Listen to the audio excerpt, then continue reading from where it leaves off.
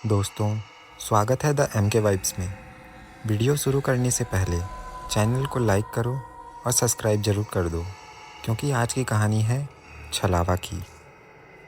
छलावा, जो मेरे जैसा ही दिखता था। ये कहानी भेजी है अनिरुद्ध ने और ये दावा करते हैं कि जो उनके साथ हुआ वो इंसानी समझ के बाहर है। तो चलो कहानी शुरू करते हैं। अनिरुद्ध लखनऊ में पढ़ाई करते थे। सर्दियों की छुट्टियों में एक शाम वो अपने गांव बिलग्राम लौट रहे थे।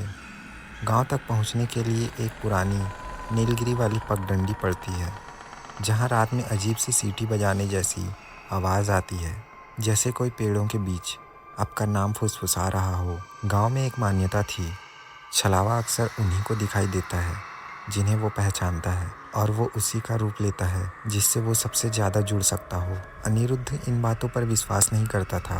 लखनऊ से लौटते समय गांव के बाहर पहुंचते ही अनिरुद्ध ने देखा रास्ते पर कोई खड़ा है।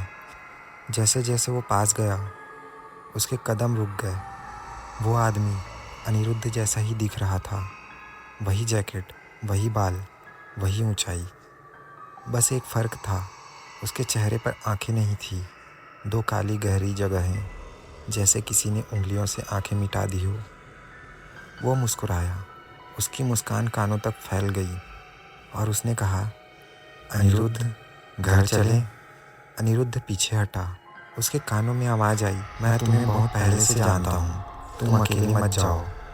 अनिरुद्ध पगडंडी छोड़कर खेतों की तरफ भागने लगा, लेकिन उसे कदमों की आवाज़ सुनाई दे रही थी। दो नहीं, चार चार पैरों की, जैसे कोई अपने चारों हाथ पैरों से ज़मीन पर भाग रहा हो। अनिरुद्ध को एहसास हुआ वो चीज़ इंसान का रूप लिए है, पर उसकी चाल इंसानी नहीं। अनिरुद्ध को याद आया कि गांव के बाहर एक बुजुर्ग रहते हैं, रुपेश चाचा, जिन्हें लोग थोड़ा बहुत मंत्र विद्या जानने वाला कहते थे। अनिरुद्ध भागते हुए उनके झोपड़ी के पास पहुंचा और वह झोपड़ी में घुसा।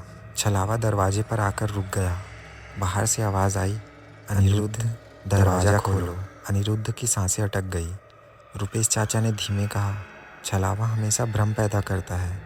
उसकी सबसे बड़ी ताकत तुम्हारा चेहरा है, पर उसे अंदर बुलाओगे तो वो तुम्हें मार डालेगा। उन्होंने सरसों के तेल और काले नमक से एक गोला बनाया और अनिरुद्ध को उसके अंदर बैठने को कहा। बाहर अचानक खामोशी छा गई। फिर दीवारों पर खरोच की आवाज़ें, जैसे कोई पंजों से लकड़ी फाड़ रहा हो। फिर छलावे ने अपना असली रूप दिखाया, चार पैरों वाला, उल्टा चलने वाला, चेहरा इंसान का, पर रीढ़ उसकी बाहर की तरफ मुड़ी हुई। रुपेश चाचा मंत्र पढ़ते रहे। जैसे ही मंत्र पूरा हुआ, झोपड़ी के बाहर आग सी चमकी और छलावा धुएं में बदलकर हवा में गायब हो गया। अगली सुबह अनिरुद्ध सुरक्षित था, पर रुपेश चाचा ने सिर्फ एक बात कही, छलावा कभी मरता नहीं, बस चेहरे बदलता है। अगर कभी रात में रास्ते पर अपना दूसरा रूप खड़ा मिले, सीधे चले जाना, पीछे मुड़कर मत देखना। अनिरुद्ध आज भी उस पगडंडी से नहीं गुजरता। अनिरुद्ध बताता है, कभी कभी कोई उसके कान में फुसफुसाता है, तुम अकेले मत जाया करो। तो दोस्तों, अगर कहानी ने आपकी सांसें रोक दी हो तो वीडियो को लाइक करिए और द एम के वाइब्स को सब्सक्राइब कर लीजिए। अपनी सच्ची डरावनी कहानी हमें भेजना चाहते हैं तो हमारे इंस्टाग्राम पर हमें डीएम करके बता सकते हैं। फिर मिलते हैं अगली कहानी में द एम के वाइब्स के साथ।